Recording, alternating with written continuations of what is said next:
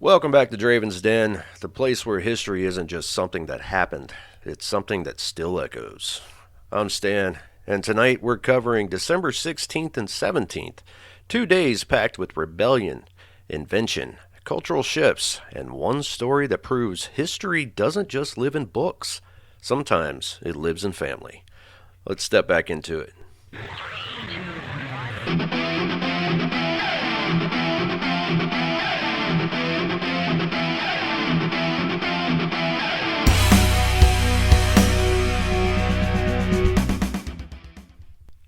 Colonists destroy British tea. Empire stunned. On the night of December 16th, 1773, Boston Harbor became the stage for one of the most famous acts of rebellion in American history. Roughly 60 colonists, many organized by Samuel Adams. Yes, kids, you know that beer that says Sam Adams and has that cheeky fellow with the mug on the front? Yeah, that's who that's labeled after. Well, they boarded three British ships, the Dartmouth, the Eleanor, and the Beaver, and dumped 342 chests of tea into the freezing water. That's about 92,000 pounds of tea. They disguised themselves as Mohawk tribesmen, not just to hide identities, but to send a message. British authority no longer applied. Here's the part most people don't hear. This wasn't chaos. One man caught stealing tea was publicly disciplined. Another broke a lock by accident and replaced it the next day. This was intentional, and Britain responded harshly. The intolerable acts followed, closing Boston Harbor and pushing the colonies toward open revolution. Two brothers argue with the wind. On December 16th, 1903, Wilbur and Orville Wright stood on the dunes of Kill Devil Hills, North Carolina, making final preparations for powered flight. They tested controls, adjusted their launch rail, and argued about wind conditions. Wilbur, he wanted to fly first, but Orville won the coin toss. These local witnesses that came to watch them were unimpressed. One reportedly said, "If it flies, I'll eat my hat." No hats were harmed, but history was about to be. Crude cartoon becomes cultural lightning rod. On December 16th, 1989, The Simpsons premiered as a full series. Created by Matt Groening, it was immediately criticized for bad behavior and poor role models. What? Homer Simpson a bad role model? I don't think so. President George H.W. Bush once said America should be more like the Waltons and less like the Simpsons. The Simpsons outlasted them. All right, quick break. If you love history like this, you'll love what I'm building. Lore Trail is a GPS-based history app that shows you real historical stories tied to the exact place you're standing. No plaques, no museums, just the past beneath your feet. The Kickstarter link will be in the show notes. If you believe history should be discovered, check out Lore Trail. All right, let's get to something strange. In the 1800s, many Americans believed December weddings were cursed because spirits were thought to be strongest in winter. People still got married, though. They just blamed December when things went wrong. Human nature never changes. All right, and in 1903, man flies for 12 seconds. That's right, December 17th, 1903. The world was changed forever. Orville Wright flew the first successful powered airplane. It lasted for 12 seconds and traveled 120 feet. Wilbur flew later for nearly a minute. Only 5 people saw it happen, including John T. Daniels, who had never used a camera before and almost dropped it while taking the now famous photo. The U.S. government ignored them at first, but France didn't.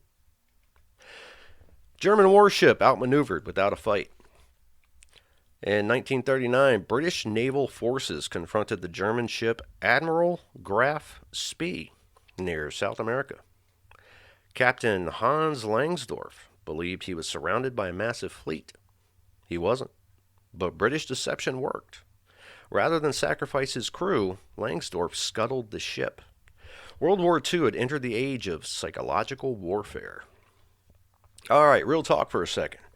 If you need energy without the sugar crash, I've been reaching for W Energy.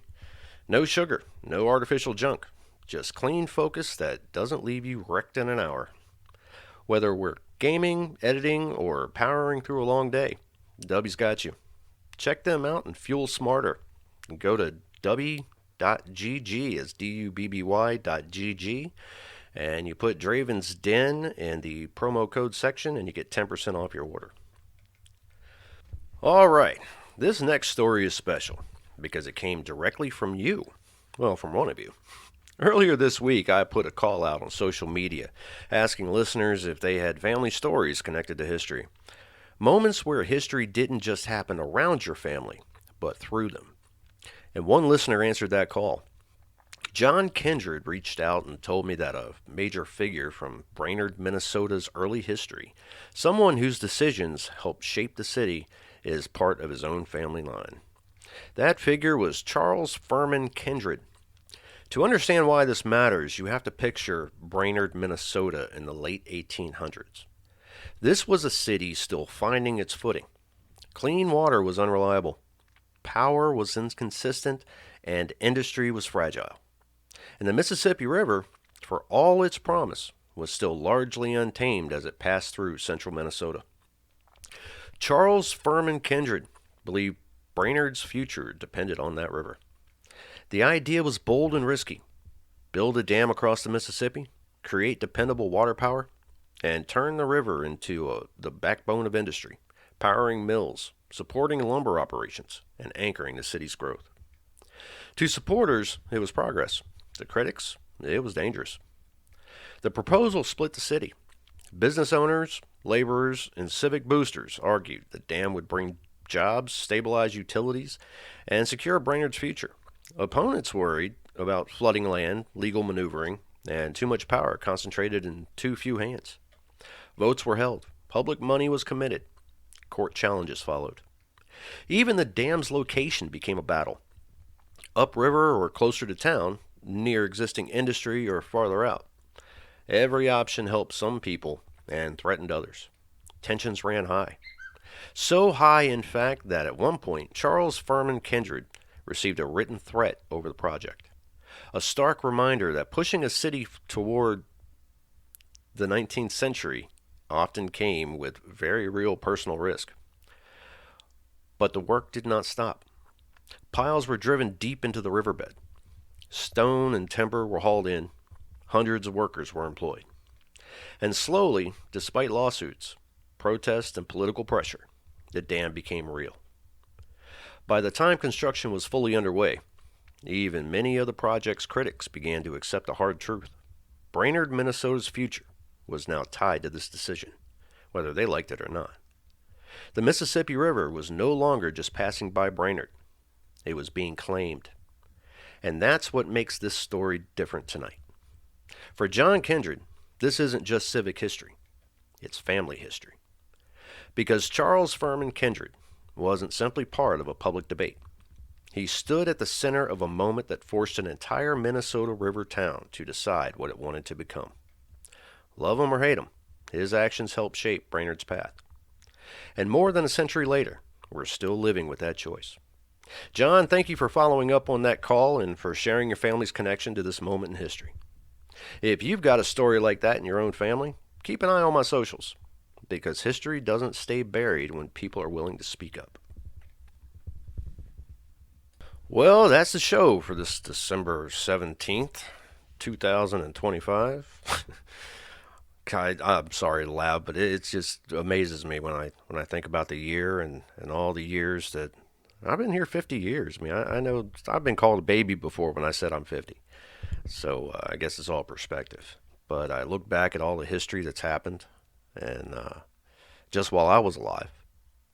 And 100 years from now, somebody somewhere will be doing a holographic podcast. I don't know what they'll call it then, a holocast. And they'll look back at what you're doing today. And that's going to be their history, their ancestors. So make it count. Do something cool. And remember, if you have a story involving your ancestors, you can write into the show at dravinsden@gmail.com. You can find Draven's Den wherever you get your podcast and clips from the show on social media. History doesn't belong in textbooks. It belongs to people. I'm Stan. This is Draven's Den, and I'll see you next time.